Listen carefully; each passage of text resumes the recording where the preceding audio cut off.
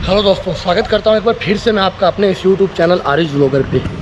दोस्तों, टॉपिक जो है बहुत ही इम्पोर्टेंट है इस वीडियो का, तो आप लोग एंड तक बने रहिएगा इस वीडियो में ताकि कोई भी इन्फॉर्मेशन आप लोग मिस ना करो। मैं यहाँ पे इस वीडियो में जो सबसे ज़रूरी बात करने वाला हूँ वो ये कि मेरे ढेर सारे वीडियो मैंने यूरोप आने के बारे में मैंने बनाए हैं कि आप लोग यहाँ पर कैसे आ सकते हो। आज मैं आपको ये बताऊँगा कि वाकई में अगर आप सीरियस हो तो आपको कौन से स्टेप उठाने हैं यहाँ आने के लिए, क्योंकि इंसान बैठे बैठे कुछ नहीं कर सकता है सिवाय गूगल पे सर्च के। तो खाली गूगल पे सर्च करने से आप अपने आप यूरोप नहीं पहुँच जाओगे। तो you have to do some hard work, you have to do something if you want come to Europe.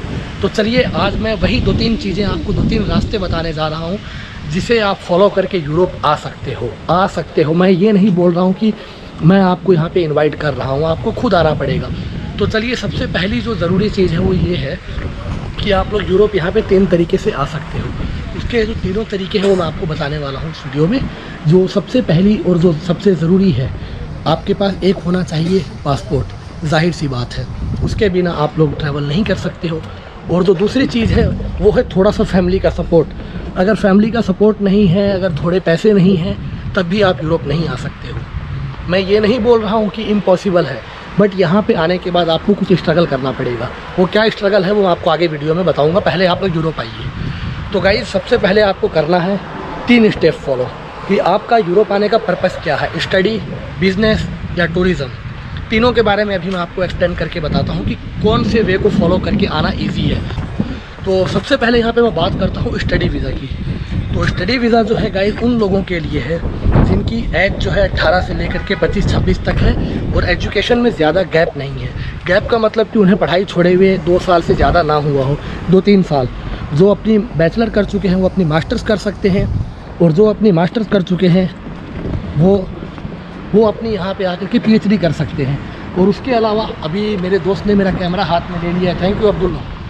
तो मैं आप लोगों को अभी ये बताने वाला हूँ कि यहाँ पे जो स्टडी वीज़ा है वो उन्हीं लोगों के लिए फ़ायदा है जिसे वाकई में यहाँ करके स्टडी करनी है। हाँ, स्टूडेंट यहाँ पे पार्ट टाइम जॉब कर सकता है। अब यूरोप की हर कंट्री का अलग अलग रूल है, जर्मनी का, फ्रांस का, स्विट्ज़रलैंड का। तो हर कंट्री का एक अलग क्राइटेरिया है, हर कंट्री का एक अपना अलग रूल है। तो स्टडी वीज़ा आप लोग अप्लाई कर सकते हो। उसके लिए आपको करना ये है कि पहले आपको डिसाइड करना है कि यूरोप में 26 कंट्री का ग्रुप है जिसे शेंगेन जोन कहते हैं। आपको किस पर्टिकुलर कंट्री में स्टडी करने आना है। स्टडी के लिए जो सस्ती कंट्री है वो पोलैंड है, स्लोवेनिया है, स्लोवाकिया है, और उसके अलावा पुर्तगाल है, और स्पेन भी है, और एक कंट्री और है पोलैंड। तो यहाँ पे आप लोग अपना स्टडी वीज़ा अप्लाई कर सकते हो। सबसे पहले आपको गूगल पे जो आपकी स्टडी है उससे रिलेटेड कुछ यूनिवर्सिटीज़ को सर्च करना है। देन आपको उनको ईमेल करना है या उन्हें कांटेक्ट करना है, और आपको देखना है कि एडमिशन डेट कब है, इनटेक कब शुरू हो रहा है, और आपको उन्हें कांटेक्ट करना है। वो आपको इनविटेशन भेजेंगे। शायद अप्लाई करने के लिए आपको कुछ फ़ीस भी पे करनी होगी जो कि नॉन रिफंडेबल है, वो वापस नहीं मिलेगी। मैं ट्यूशन फ़ीस की बात नहीं कर रहा हूँ, एप्लीकेशन फ़ी की बात कर रहा हूँ, वो नॉन रिफंडेबल होती है। एंड देन उसके बाद आपको क्या करना है मैं आपको ये बता देता हूँ। एंड उसके बाद आप लोगों को जब इनविटेशन वहाँ से मिल जाता है, अप्रूवल मिल जाता है, तो वो रिसिप्ट और उसके अलावा जो इनविटेशन आता है वो, एंड देन उसके अलावा आपको अपना पासपोर्ट, और एक शायद अगर आप लोग की उम्र कम है, 18 से कम है, तो आपको अपने पेरेंट्स से परमिशन लेनी पड़ेगी, स्पॉन्सर लेटर, और साथ में आपकी फ़ीस कौन पे कर रहा है ये उसमें आपको मेंशन करना है, और एक बैंक स्टेटमेंट। ये कुछ ज़रूरी डॉक्यूमेंट्स हैं। डॉक्यूमेंट्स हमेशा सेम रहेंगे, खाली स्टडी का जो इनविटेशन है उसे छोड़ देंगे, तो उसे छोड़ करके हर चीज़ सेम रहेगी। अगर वर्क परमिट के लिए अप्लाई करते हो तो वर्क परमिट चाहिए। टूरिस्ट के लिए अगर आ रहे हो, टूरिस्ट वीज़ा के लिए, तो उसमें आपको अपनी ट्रैवल आइटनरी बनानी पड़ेगी कि आप यूरोप में कहाँ कहाँ घूमना चाहते हो। बाकी सारे डॉक्यूमेंट जो हैं वो बिल्कुल सेम रहेंगे। तो अब सबसे ज़रूरी चीज़ है आपको अपना पासपोर्ट उस कंट्री की एम्बेसी में जमा करना है या VFS में जमा करना है। VFS दिल्ली में है, एक तरह से वो एम्बेसी ही है। वो लास्ट का स्टेप है। जब आप अपना वीज़ा अप्लाई करोगे तो मैं आपको बता दूंगा कि कौन सी पर्टिकुलर कंट्री के लिए आपको अपना पासपोर्ट, आपको अपनी एप्लीकेशन, आपको अपनी फ़ाइल कहाँ सबमिशन करानी है। एक चीज़ और है, एडमिशन होने के बाद भी, इनविटेशन आने के बाद भी वीज़ा मिले ना मिले इस चीज़ की गारंटी नहीं है। ट्राई करना है आपको, ये आपका अपना लक है। अगर आपको वो इंटरव्यू के लिए बुलाएंगे एम्बेसी में तो उसके लिए भी जाना पड़ेगा। और कुछ कंट्रीज़ जो है आइलेट्स मांगती है कि अगर आपकी इंग्लिश अच्छी नहीं है तो वैसे इंडिया जो है, इंडिया से अगर आपको यूरोप आना है स्टडी वीज़ा पे, तो आइल्स जो है वो मैंडेटरी है। कुछ कंट्रीज़ जो हैं वो नहीं मांगती हैं। अगर आपका ये मीडियम ऑफ इंस्ट्रक्शन MOI, अगर आपने अपनी प्राइमरी एजुकेशन या फिर सेकेंडरी या फिर हायर एजुकेशन इंग्लिश मीडियम से किया है तो उसमें आपको जो है आइल्स की ज़रूरत नहीं है।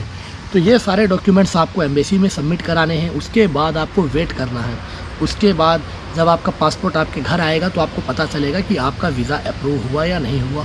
पासपोर्ट खोलोगे तभी पता चलेगा। आप अपनी एप्लीकेशन को ट्रैक कर सकते हो कि हमारा पासपोर्ट अभी एम्बेसी में है या ऑन द वे है, हमारे तक आने वाला है। तो ये सिंपल सा स्टेप है। और जब कुछ यूनिवर्सिटीज़ जो हैं वो ट्यूशन फ़ीस भी पहले ले लेती हैं। हर कंट्री में हर यूनिवर्सिटीज़ का अलग रूल है। जैसे सपोज़ कीजिए किसी यूनिवर्सिटी की फ़ीस 1 साल की 10,000 यूरो है, तो वो पहले ले लेती हैं। जब आपका वीज़ा अप्रूव नहीं होता है तो वो आपकी फ़ीस रिफ़ंड कर देती हैं। उसमें कुछ चार्ज लगता है जो करेंसी कन्वर्ज़न का, और ट्रांजैक्शन फ़ीस जो है आप INR से यूरो भेजोगे तो जाहिर सी बात है वो चार्ज लगेगा। तो ये सिंपल सा स्टेप था स्टडी वीज़ा का। किसी एजेंट की कहीं पे भी आपको ज़रूरत नहीं पड़ेगी, लेकिन आपको नॉर्मल बेसिक इंग्लिश आनी चाहिए। और उसके अलावा आपको यूनिवर्सिटी सर्च करनी है, क्या पढ़ाई करना है ये सर्च करना है। अब आते हैं भैया दूसरे टॉपिक पे कि वर्क परमिट। जो ज़्यादातर लोग जो हैं इंडिया से यूरोप आज इसीलिए आना चाहते हैं कि एक अच्छा फ्यूचर हो और अच्छे पैसे हो, एक अच्छी लाइफ स्टाइल हो। जाहिर सी बात है। तो मैं आपको बता देता हूँ कि अगर आपको यहाँ पे काम करने के लिए आना है तो ये एक सबसे हार्ड तरीका है यूरोप आने का। उसके लिए आपको वर्क परमिट की ज़रूरत पड़ेगी। और वर्क परमिट भी आपको 2 तरीके से मिलता है।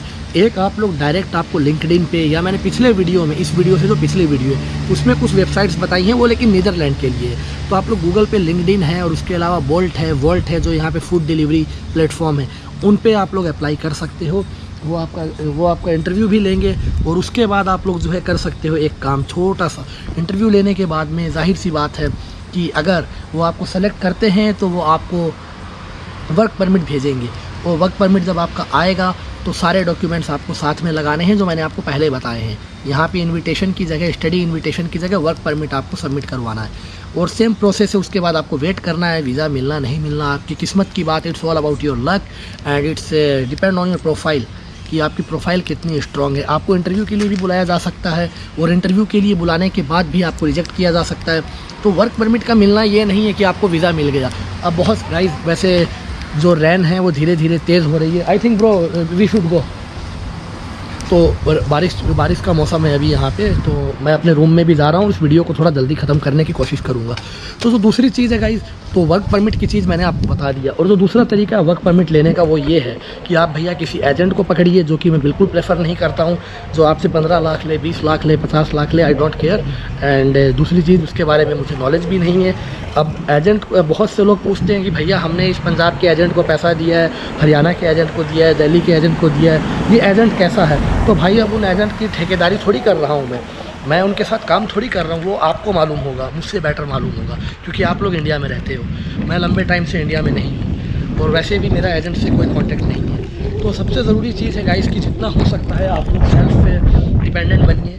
आप लोग ये चीज़ें खुद कर सकते हो। एजेंट भी जो है कोई जादू की छड़ी आप पे नहीं घुमाएगा। वीज़ा वो नहीं देगा, वीज़ा तो एम्बेसी से ही मिलना है। तो इस चक्कर में स्कैम भी हो जाता है। रोमानिया के नाम पे, यूक्रेन के नाम पे, मोल्डोवा के नाम पे, क्रोएशिया के नाम पे, वो यूरोप का बोल कर ये सब जो कंट्रीज़ के मैंने अभी नाम लिए हैं यूरोप में नहीं है, यूरोपियन यूनियन में नहीं आती है। तो इनके नाम पे लोगों से पैसे लेते हैं और फिर फेक वर्क परमिट देते हैं और उनका फिर वीज़ा जो है वो रिजेक्ट हो जाता है। तो ऐसा भी इंडिया में धंधा चल रहा है।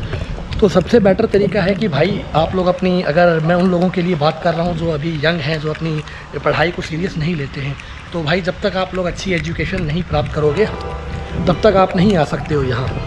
और जो सबसे इम्पोर्टेंट चीज़ है वो ये है कि पढ़ाई जो है सबसे ज़रूरी है। अगर आपके पास कुछ अच्छी क्वालिफ़िकेशन होगी, प्रोफेशनल डिग्री होगी, तभी आप लोग यहाँ पर आ सकते हो। और उसके अलावा आपको लिंक्डइन पे जॉब अप्लाई करना है और जितने भी ये naukri.com है उस पर भी कुछ इंटरनेशनल वैकेंसीज़ आती हैं, आपको वहाँ से अप्लाई करना है। डिपेंड करता है आपकी स्किल्स पे, आपकी क्वालिफ़िकेशन पे, आपके लक पे। अगर आपको वर्क परमिट मिलता है, कोई कंपनी अगर आपको अप्रोच करती है तो आप लोग वीज़ा अप्लाई कर सकते हो। और जो तीसरा तरीका है वो है टूरिस्ट वीज़ा। उसके बारे में मैं अगले वीडियो में आपको बताऊँगा, क्योंकि बारिश तेज़ हो रही है। तो मिलता हूँ अगले वीडियो में, तब तक के लिए हैव ए ग्रेट डे।